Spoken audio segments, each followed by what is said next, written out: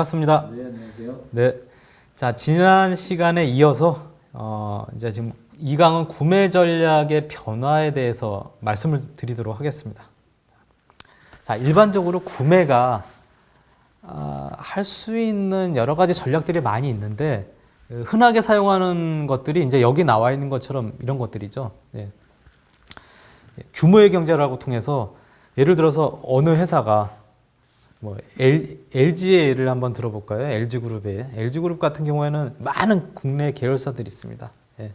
자, A라는 계열사가 있고 B라는 계열사가 있고 C라는 계열사가 있는데 A라는 계열사에서 자체적으로 구매를 하는 거, 그다음에 B라는 계열사에서 구매를 하고 C라는 계열사에서 구매를 한다고 치면 그쪽 계열사 구매 담당자들이 자기네들이 사고 싶은 물건들을 공급업체를 찾아가지고 가격 협상을 해서 산단 말이에요. 예. 그럼 예를 들어서 이제 LG전자의 회장님이 회사가 이제 예를 들어서 어려워졌어요. 예. 비용 절감을 해야 되는데 제일 좋은 방법, 많이 쓰이고 있는 방법 중에 하나가 뭐냐? 예. 그게 바로 전통적인 물량 집중이라는 얘기죠. 자, 더 쉽게 말씀드리면 제가 아들, 딸 둘이 있는데 한 달에 10,000원씩 용돈을 주고 있습니다. 예, 실제 주는 건 아니고 준다라고 가정했을 때 10,000원이라는 예산안에 하에 자기네들이 사고 싶은 물건들을 마음대로 산단 말이에요. 어디 가게를 가서 얼마에 무엇을 사 먹든지 아빠는 신경을 안 써요. 근데 갑자기 제가 수입이 반으로 뚝 떨어졌어요. 용돈을 주긴 줘야 되는데 기존에 10,000원씩 주는 건 좀 부담이 되고 그래서 이제 아빠가 아들, 딸을 불러다 놓고 얘기합니다. 자, 너희들이 앞으로 사고 싶은 거 내가 사줄 테니 이제 너희들 마음대로 사지 말고 아빠한테 사고 싶은 물건 목록을 줘. 그럼 아빠가 대신 사다 줄게. 자, 이게 뭐죠? 아빠가 아들과 딸의 비용 통제를 하겠다는 얘기예요. 돈을 쓰는 게. 얘네들이 돈을 어디에 쓰고 있는지 확인하고 비싸게 사고 있다 그러면 싸게 아빠가 협상을 통해서 사서 구매해서 주겠다는 얘기죠. 자, 아들과 딸 입장에서는 기존 10,000원씩 주던 거하고 지금 아빠가 이제 컨트롤 해가지고 이제 사준다고 했을 때, 자, 좋아할까요? 싫어할까요? 예, 싫어하겠죠, 당연히. 예. 전에는 10,000원이란 돈 안에 자기 마음대로 썼는데 지금은 아빠한테 이 목록을 이거 사주세요 그랬더니 야, 이게 꼭 필요해? 야, 이건 안 돼, 사지 마. 옛날에는 왜 이 업체 썼어? 여긴 싼데. 예. 내가 사다 줄 테니까 앞으로 너희들은 이제 이런 것들 다 내놔 라고 이제 얘기를 하는 거죠. 그러니까 물량 집중이라는 거는 다시 회사로 돌아가면 회사에서 비용 통제를 하고 싶을 때 이제 물량 집중을 해서 이제 통합 구매라고 얘기를 하죠. 통합 구매를 하게 되면 물량 집중을 통해서 비용 절감을 할 수 있고, 그 다음에 각 계열사가 얼마에 사고 있는지, 얘네들이 비싸게 사고 있는지, 싸게 사고 있는지 그것들을 쉽게 확인할 수가 있는 거죠. 자, 최저 가격이라는 거는 이제 경쟁을 통해서 싸게 살 수 있는 업체의 가격을 여러분들이 선정을 해서 이제 내고를 하고 뭐 결정을 하는 것들이죠. 자, 이런 것들이 과거에 많이 쓰던 방식 중에 하나입니다. 그래서 뭐 글로벌 소싱을 통해서 요즘 뭐 글로벌 소싱에 많은 국가 어디예요? 뭐 비용 절감하기 위해서 글로벌 소싱하는 국가 뭐 대표적으로 중국, 그다음에 뭐 베트남, 뭐 인도 그런 쪽을 많이 쓰고 있죠. 자, 그래서 이런 걸 많이 썼는데 이제는 기타 기법이라고 제가 여기다가 이제 했는데 여기 나와 있는 것처럼 혁신과 공급자와의 장기적 관계 설정을 통해서 비용 절감이나 매출을 늘리는데 기여한다는 얘기죠. 그래서 여러 가지 방법들이 있습니다. 가치를 높이는 방법. 가치를 높이는 방법은 보통 우리가 이제 수학적 표현으로 이렇게 얘기를 하죠. 밸류를 높이는 방법은 코스트분의 펑션인데, 자, 코스트를 낮추거나 기능을 올리면 가치가 올라가게끔 돼 있죠. 회사에서 코스트를 낮추는 역할을 하는 부서가 어디죠? 바로 이제 여러분들이 되는 거죠. 구매 부서. 회사에서 기능을 높이는데 역할을 하는 부서는 예, R&D. 과거에는 얘랑 다 따로 놨단 말이에요. 근데 지금은 구매가 이 기능을, 회사의 기능을 높이는데, 회사가 물건을 만드는데, 제품을 만드는데 기능을 높이는데 구매가 아까 첫 강의 때 말씀드린 것처럼 기여를 할 수 있다. 어떻게?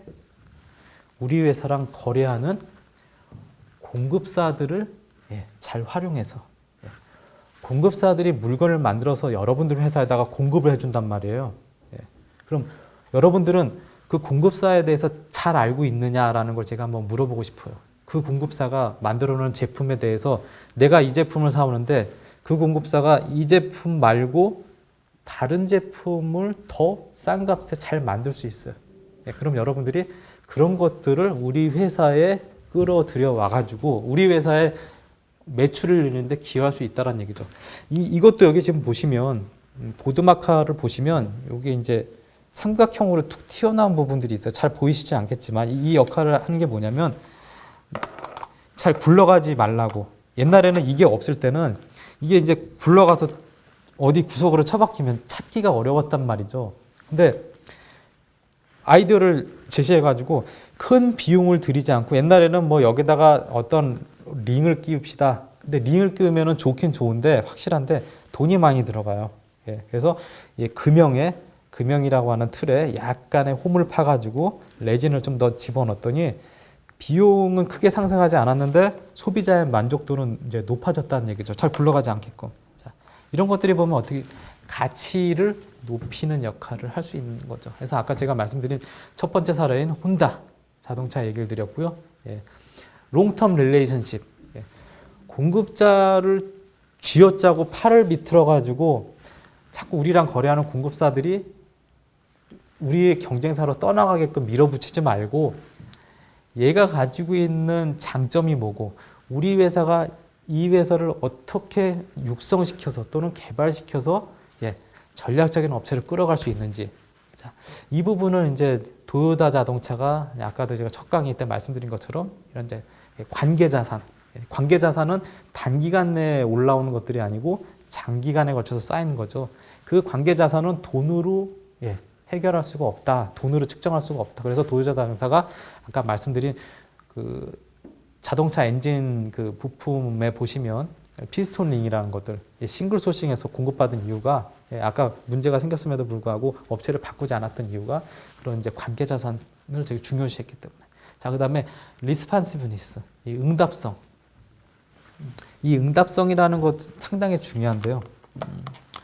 그 베네통 사례를 한번 말씀드릴게요. 여러분 베네통이 뭐 하는 회사죠? 혹시 아세요? 베네통?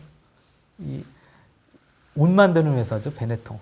베네통 하면 딱 한 단어로 이 회사에 대해서 한번 한 단어로 설명해봐라. 딱 얘기하면 이 칼라프라다라고 얘기를 할 수 있어요. 베네통의 의류는 엄청나게 화려합니다. 이 원색으로 해가지고 막 멋있어요. 이게 보면 이제 웬만한 사람들은 소화하기가 상당히 어렵단 말이에요. 그런 패션을. 근데 초기에 베네통이 옷을 만들어서 출시했는데 소비자의 그 니즈를 잘못 읽어가지고 상당한 그 재고가 쌓였죠. 우리는 A 모델이 잘 팔릴 거야 라고 해가지고 A 모델을 쭉 이제 뭐 저기 디자이너가 딱 이렇게 뭐 설계해가지고 옷을 막 찍어놨더니 안 팔리고 B 모델이 잘 팔리네. 근데 B 모델은 우리가 수요 예측했을 때 잘 팔리지 않을 거라고 해서 조금만 만들어놨는데 오히려 B가 많이 팔리고 A가 안 팔려요. 그래서 어떻게 됐어요? A 모델은 버릴 수 없으니까 프로모션 처리해서 땡 처리로 막 싸게 팔고 B 모델은 재고가 없으니까 없어서 못 팔고. 보통 이 섬유 산업의 그 SCM 공급망 관리에서 그 옷을 하나 만드는데 최소 1년에서 2년 정도가 걸립니다. 왜냐하면 만약에 올 봄에 유행할 옷이라 그러면은 언제 수요 예측을 하냐면 전년도 봄이나 그럼 전전년도에 수요 예측을 해요. 1, 2년 전에 패션쇼를 통해 가지고 막 이제 모델들이 디자이너가 딱 옷을 이제 만든 거를 입고 돌아다니면 반응을 보죠.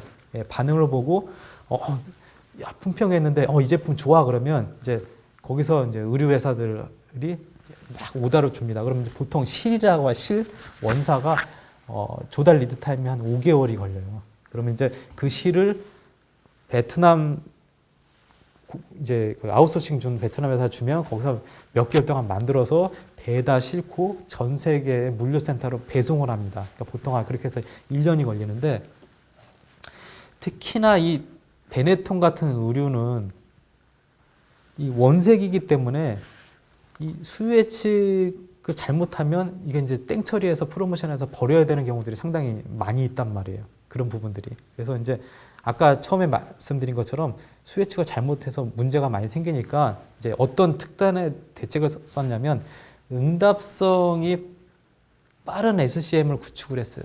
네, 응답성이. 자, 처음에 이 옷을 만들 때, 색깔 있는 옷을 만들 때 이 실을 염색을 해가지고 공장에서 의류를 만듭니다.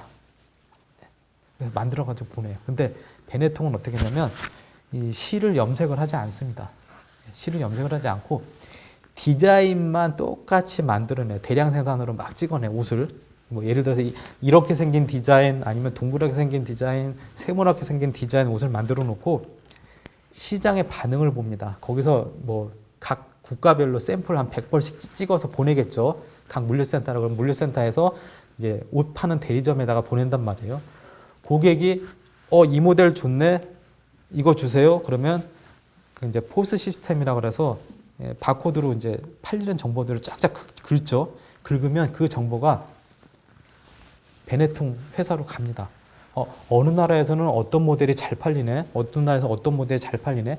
전에는 실을 염색을 하면 이 디자인을 바꿀 수가 없어요. 막 원색을 빨간색, 노란색, 뭐 파란색 이런 식으로 막 해서 옷을 바꿀 수가 없는데 이제 시장 상황 반응을 보고 기계에다 특수 기계에다 집어넣고 염색약을 집어넣은 다음에 그 동그랗게 네모나게 세모나게 뭐 이제 어떤 모양으로 생긴 부분에 공장 기계에다 집어넣은 다음에 염색지 집어넣고 바로 찍어버려요. 옛날에는 염색을 한 실을 가지고 옷을 만들었는데 그럼 바꾸지 못하잖아요, 물건을.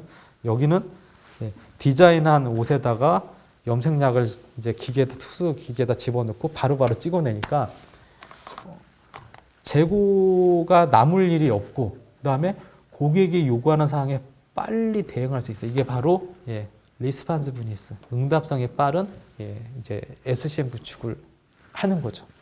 그렇게 되면 자 찍어요. 찍은 다음에 어떻게 해요?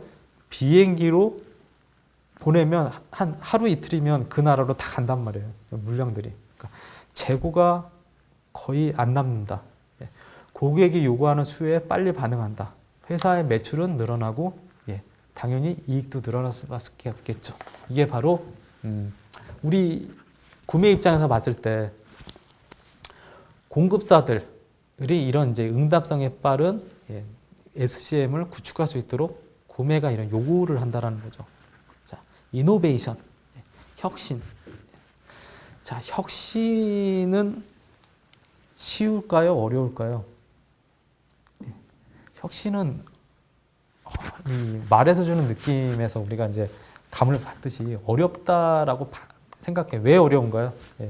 혁신이라고 하면 되게 거창한 걸 생각하는데 여기서 우리가 말하는 혁신은 이제 작은 거에서부터 큰 거를 생각을 하면은 잘 될 수가 없어요. 이런 부분들이 작은 거에서부터. 제가 P&G의 예를 하나 좀 보여드릴게요.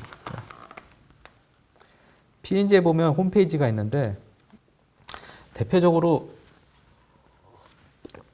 P&G는 자체 내부 인력으로 뭔가 혁신적인 제품을 생산하기도 하지만 대부분은 어떤 것들로 통해서 보냐면 외부의 공급사들이라고 볼 수가 있죠. 자, 여기 보시면 커넥트 더하기 디벨롭이라고 저기 나왔습니다. 왼쪽 상단에. 저 의미는 뭐냐면 외부의 역량 있는 공급사들을 찾아서 커넥트 연결해서 더하기 그들과 함께 새로운 제품을 개발한다라는 그런 의미죠. 그래서 C&D라고 보통 얘기를 많이 합니다. 자, 보통 우리 회사에서 어떤 제품을 만들어내는데 R&D 조직, 연구개발 조직에서 이 혁신적인 제품들을 설계를 해요. 마땅 우리 회사 직원에 10명이 있어요. R&D 직원이. 10명 있는데 그 10명의 인원이 전 세계 트렌드를 캐치하기에는 너무 자원이 부족하다는 얘기죠. 그럼 어떻게 해요? 그냥 그럼에도 불구하고 막 밀어붙여요. 혁신적 제품 만들어내라, 아이디어 줘라. 근데 자원이 한계가 돼 있기 때문에 그건 참 어렵다라는 얘기죠. 그런 부분들은. 그래서 어떻게 해요? 외부에 있는 역량 있는 공급사들이 우리 주변에 많습니다. 전 세계에 보면은 많이 있어요. 근데 우리가 그거를 알지 못하고 있을 뿐이죠. 알지 못하고 있을 뿐이죠. 그러면 외부에 혁신 있는 적인 역량을 가진 공급사들을 어떻게 여러분들이 컨택을 할 수 있느냐? 그럼 우리 회사의 구매 직원이 공급사들을 찾아서 전 세계에 쫓아가느냐? 그러기에도 시간과 비용이 너무 많이 든다는 얘기죠. P&G는 그런 부분들을 이렇게 플랫폼을 통해서 해결을 했습니다.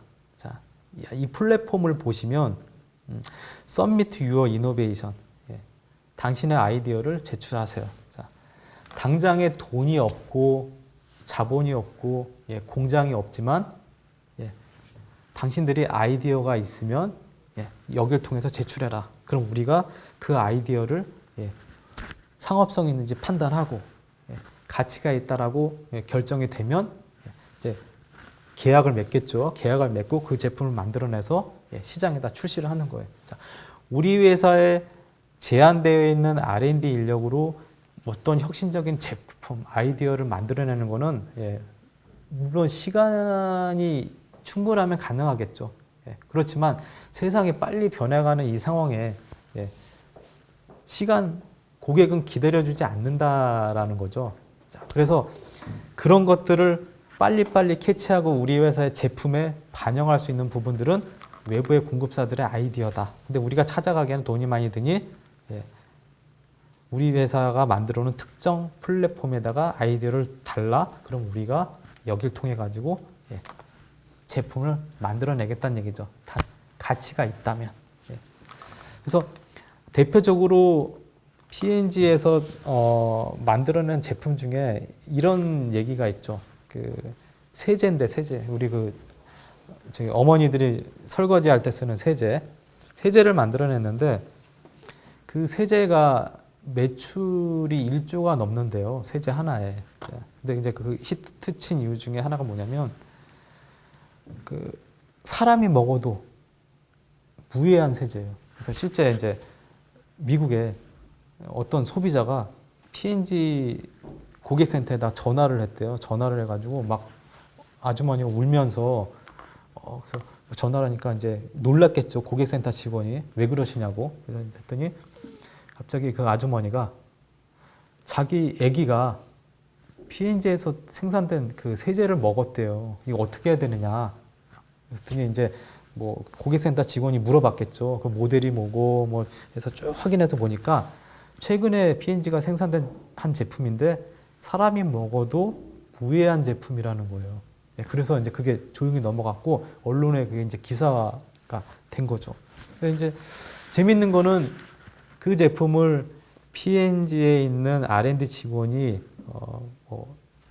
아이디어를 내가지고 만든 게 아니고 외부의 어떤 사람이 특정 분자 구조에 그걸 빼면 이 사람한테 전혀 무해하더라, 그 세제가. 근데 이제 그 사람은 그걸 만들어낼 수 있는 자본과 여러 가지 자원이 없었던 거죠.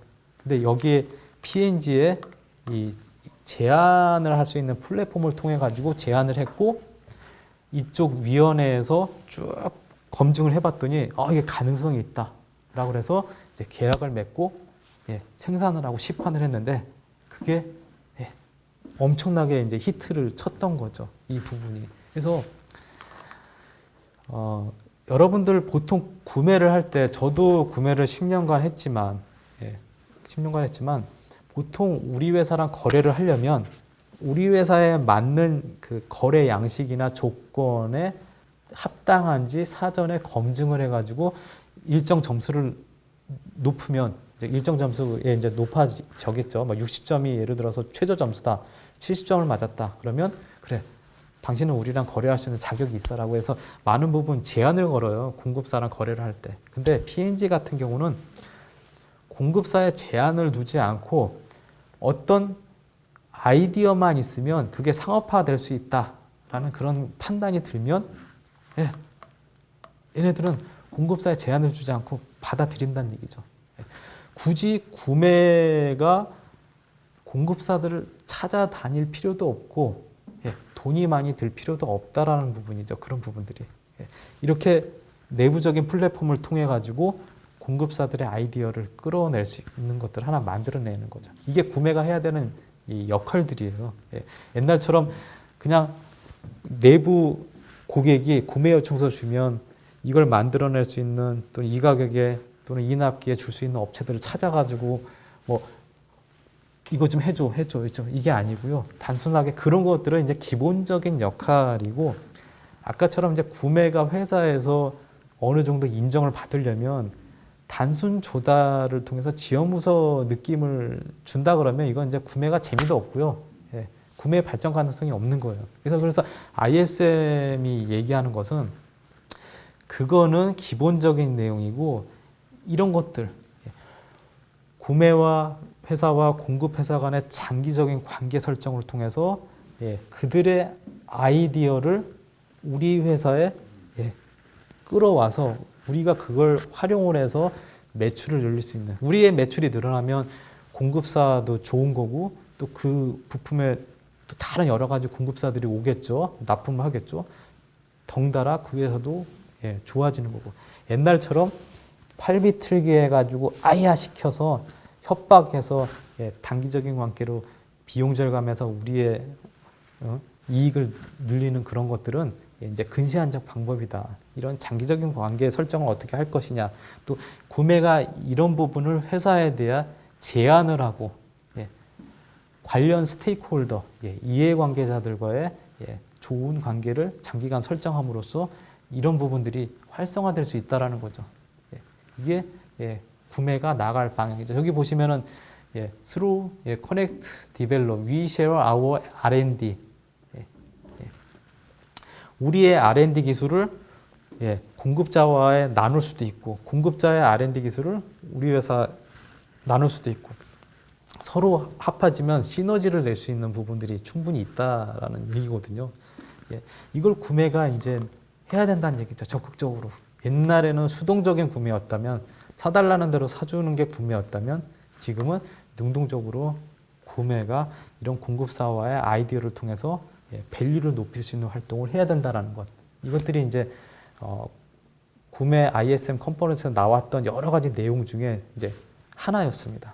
예, 참 재미있는 것 같아요. 예, 다시 이제 예, 교환으로 돌아가도록 하겠습니다. 그 다음에 이제 스펙을 계산을 한다. 이제 이 얘기는 뭐냐면 구매한테 불리한 조건들이 있어요. 어떤 조건이냐면 구매 금액은 적은데 예, 이 제품을 특정 공급 업체에서만 조달이 가능한 영역이 있어요. 구매가 힘을 쓸 수가 없죠.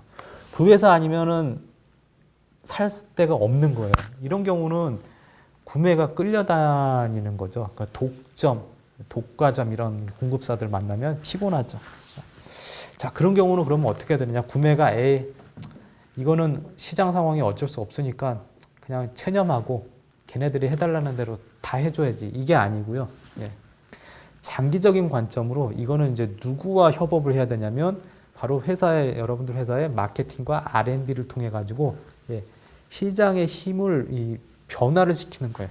자, 그 변화시키는 방법 중에 한 가지가 바로 여기 나와 있는 것처럼 예, 리스펙시피케이션. 예, 이 규격을 재설계한다는 얘기죠. 자, 예를 들어서 이제 제가 뭐 뒤로 가면은 나중에 이제 다른 강에서 보여줄 수 있는 부분들이 있을 것 같긴 한데 예, 국내 특정 회사가 만드는 냉장고가 있습니다. 예, 냉장고에 보면은 여러분들 요즘은 이제 양문형 도어로 돼 있는데 거기 보면 한쪽에 중간에 이렇게 누르면 열리는 게 있어요. 냉장고 홈바라고 해서 이 큰 문을 열면은 에너지 손실이 크잖아요. 찬 공기가 휙 나가버리니까 전기가 많이 드니까 요즘에는 홈바라고 작게 만들어 눌러서 거기서 이제 음료수 같은 거 넣어 먹게끔 하는 냉장고 홈바. 이 냉장고 홈바에 보면은 그게 이제 특허가 돼 있는데, 잠깐 지우도록 하겠고요. 이게 이제 이 냉장고 옆면에서 봤을 때 홈바를 이렇게 눌러서 연단 말이에요. 예, 열면 여기에 이제 지지대가 이렇게 잘 안 보이시겠지만 두 개가 이렇게 있습니다. 양쪽에. 이게 이제 특허가 돼 있어서 이 지지대가 있는데 다른 회사에서 이 모델을 만들어내 가지고 출시하려다 보니까 특허가 돼 있어서 이걸 사용을 못 쓰는 거예요. 이제 고민을 많이 했죠. 자, 고민을 많이 하다가 이제 아이디어를 도출을 했습니다. 자, 어떻게 했냐? 요걸 없애자. 요걸 없애는 대신 공급자로부터 부품을 어떻게 받느냐면 이 안에 이제 이렇게 격자문이 이렇게 돼가지고 여기에 부품을 하나를 더 집어넣어서 굳이 요 잡아주는 거 없어 다가 없더라도 얘가 탁 걸리니까 뒤로 제껴지지 않는 거예요. 이 부분이. 이게 이제 어떻게 보면 스펙을 재설계할 수 있는 부분들을 통해 가지고 특허니까 이 공급업체로부터밖에 공급을 받지 못하는데 우리 조달할 수가 없어? 근데 R&D와 마케팅과 구매가 머리를 맞대고 공급자와 머리를 맞대 가지고 이걸 안 쓰고도 이게 없으니까 또 좋은 거예요. 왜? 그만큼 부품이 빠지니까 원가, 제조 원가도 낮춰지고 여기에 연결을 해서 하니까 공급자도 여러분들 매달릴 필요도 없고 이렇게 여러분들이 개발하고 있는 공급자한테 이렇게 만들어주라고 설계를 해주니까 이런 부분들이 이제 여러분들이 단순하게 여기 글로벌 소싱, 물량 집중, 그다음에 낮은 가격 이런 것들에서 이제 벗어나야 된다는 얘기죠. 여기 있는 것은 전통적으로 이제 구매들이 많이 사용하고 있는 방법들이다. 이제 여기를 통해서 비용 절감, 뭐 이익을 늘리는데도 이제 한계가 오고 있다라는 거죠. 그래서 몇 가지 이제 말씀을 좀 드렸고요. 자, 그럼 구매 부서 보고 왜 비용 절감 회사에서 자꾸 얘기를 하느냐? 이런 것 때문에 그랬죠. 제가 이제 표를 이렇게 그려왔는데 좀 잘 보이시지는 않을 거예요. 그냥 뭐 말로 잠깐 설명을 드리면 기준이 100이다. 매출액이 100이고 구매 비중이 60%라고 보도록 하겠습니다. 자, 60% 하는 구매 비중인 회사에서 1%의 비용 절감을 하게 되면 이제 6원의 비용이 떨어지겠죠. 60원에서 59.4원으로 이제 0.6원이 이제 떨어지겠는데, 자, 이 비용 절감한 것만큼 회사는 그걸 이익으로 가져가겠죠. 그럼 0.6원의 비용 절감이 됐으니까 이익은 당연히 0.6원이 증가했고 6%의 이익이 증가한 걸로 나옵니다. 자, 이거를 매출을 증대해서 동일한 이익 효과를 보려면 6%의 매출을 증대를 시켜야 되겠죠. 106원이 돼야지만 10.6원이 되겠죠. 이걸 이제 뭐라고 얘기를 하냐면 프로핏 레버리지라고 얘기를 합니다. 적은 노력과 시간의 투자로 사업상의 커다란 효과를 창출할 수 있는 것들을 프로핏 레버리지라고 하죠. 매출을 늘리는 거는 쉬운 게 아니에요. 매출 늘리는 거는 시장과 고객이 지원해주지 않으면 그렇게 되기가 상당히 어렵습니다. 그렇지만 회사에 구매하고 있는 비용 절감은 회사 자체적으로 할 수 있어요. 그 역량에 따라서, 회사 역량에 따라서. 그래서 회사에서 비용 절감 막 강조하는 이유가 매출 6% 증대한 효과를 구매 비용 1% 절감한 효과가 맞먹는 거죠. 자, 매출 6% 늘리기 얼마나 어렵습니까? 그렇지만 구매 비용 1% 절감하는 거는 그렇게 어렵지 않습니다. 우리 회사 단독으로. 거기에서 주요 총대를 메고 활약하는 부서가 어디예요? 회사가 구매 비용 절감하는데 활약하는 부서는 바로 구매 부서가 되는 거죠. 그래서 이제 비용 절감하면 항상 이제 구매가 제일 먼저 이제 스트레스를 많이 좀 받게 되죠. 저도 이제 구매할 때 이제 원시적인 방법으로 이런 걸 많이 썼었어요. 회사에서 이제 비용 절감하라 그러면 목표가 떨어지면 우리랑 거래하는 업체들의 부품 단가를 그냥 일률적으로 낮춰버리는 거예요. 예를 들어서 3%다. 그럼 내년에 우리랑 거래하는데 3%씩 납부대금 내리세요. 안 그러면 거래할 수가 없습니다. 라고 이제 얘기를 하죠. 자, 제가 앞에서 말씀드렸습니다만 그런 방법은 좋은 방법이 아니죠. 단순하게 그냥 그들이 공급하고 있는 제품의 단가를 내린다는 거는 공급사들 입장에서는 되게 감당하기 힘든 이 결과가 나오는 거예요. 자, 일본 도요타, 혼다, 닛산 자동차 회사들 같은 경우에는 이제 이런 식으로 하죠. 우리는 공급사의 이익을 희생을 시킨다 그러면 공급사가 가져가는 이익이 100원에서 80원은 제조원가고 20원은 이익이라 그러면 이제 이익률이 20%겠죠. 거기에서 10원 깎어 그러면 그냥 공급사의 이익에서 10원을 깎아서 90원에 맞춘단 말이에요. 총액을. 근데 도요타 자동차 같은 경우는 90원을 맞추는데 그것보다 시간이 좀 오래 걸립니다. 공급사의 이익을 희생을 하지 않고 그러니까 20원은 건드리지 않고 제조 원가인 80원에서 70원을 낮출 수 있도록 너희들 보고 그냥 맞춰 이게 아니고 도요타에 구매하는 사람들이 공급사에 가서 서로 머리를 맞대고 브레인스토밍을 하는 거예요. 어떻게 하면 원가 절감할 수 있어? 너희 생산 제조 프로세스 개선하는 방법?